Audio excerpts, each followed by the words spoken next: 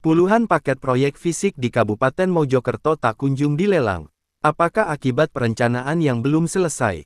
Atau kekurangan sumber daya manusia pengadaan? Simak video sampai selesai agar menjadi jelas permasalahannya.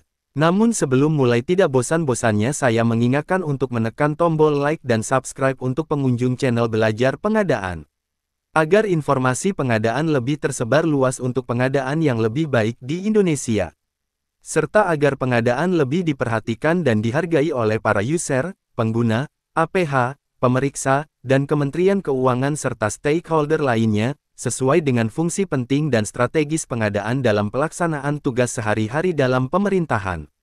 Sehingga keluhan terkait beratnya pekerjaan di pengadaan namun tunjangannya kecil sedangkan risiko kesalahannya tinggi, bisa segera hilang dari curhatan para pengelola pengadaan di Indonesia. FYI, for your information. Bagi yang akan ikut ujian sertifikasi pengadaan dasar atau level 1 PBJ, silahkan cek playlist level 1 pengadaan untuk kumpulan rekaman belajar pengadaan persiapan ujian level 1. Untuk para calon PPK pejabat pembuat komitmen dapat belajar pada playlist level 2 yaitu PPK tipe C. Silahkan dieksplor playlist pada channel Belajar Pengadaan ini. Ayo kita mulai konten berita pengadaannya. Memasuki triwulan kedua tahun 2024, terdapat kekhawatiran mengenai puluhan paket proyek pembangunan dan rehabilitasi sekolah di Kabupaten Mojokerto yang belum dilelang. Menurut Yuni Laili Faizah, Kepala Bagian Pengadaan Barang dan Jasa Setdakap Mojokerto, proses perencanaan teknis masih berlangsung, yang menyebabkan keterlambatan dalam pengadaan. Proyek-proyek ini berbeda dengan yang di Dinas Pekerjaan Umum dan Penataan Ruang (PUPR), di mana perencanaan teknis telah dilakukan pada tahun sebelumnya, memungkinkan proses pengadaan barang dan jasa berjalan lebih cepat, terutama melalui metode e-purchasing atau e-katalog konstruksi.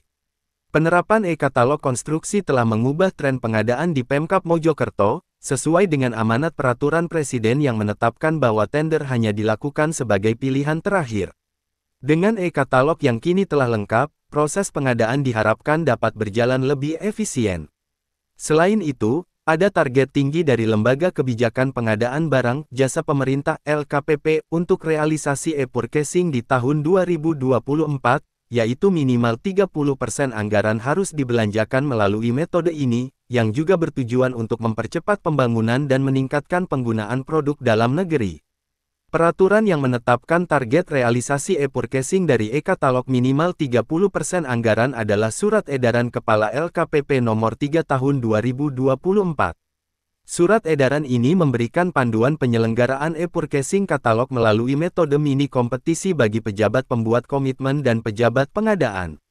Tujuan dari peraturan ini adalah untuk meningkatkan penggunaan produk dalam negeri dan produk usaha mikro, usaha kecil, dan koperasi. Dengan demikian, Menteri Pimpinan Lembaga Kepala Daerah diwajibkan untuk menetapkan nilai transaksi e-purchasing paling sedikit 30% dari total nilai belanja pengadaan. Peraturan ini juga sejalan dengan Peraturan LKPP No. 9 Tahun 2021 yang mengatur tentang toko daring dan katalog elektronik dalam pengadaan barang, jasa pemerintah, yang merupakan dasar hukum untuk implementasi e-katalog dalam proses pengadaan barang dan jasa oleh pemerintah. Dengan adanya target ini, diharapkan dapat mendorong serapan anggaran melalui sistem elektronik dan mempercepat proses pengadaan, sekaligus mendukung penggunaan produk-produk lokal untuk pembangunan dan kegiatan pemerintah. Dari berita ini diperoleh informasi bahwa keterlambatan pengadaan di Pemerintah Kabupaten Mojokerto disebabkan karena perencanaan teknis yang masih berjalan dan rencana pelaksanaan pemilihan dengan menggunakan e-purchasing melalui e-katalog konstruksi.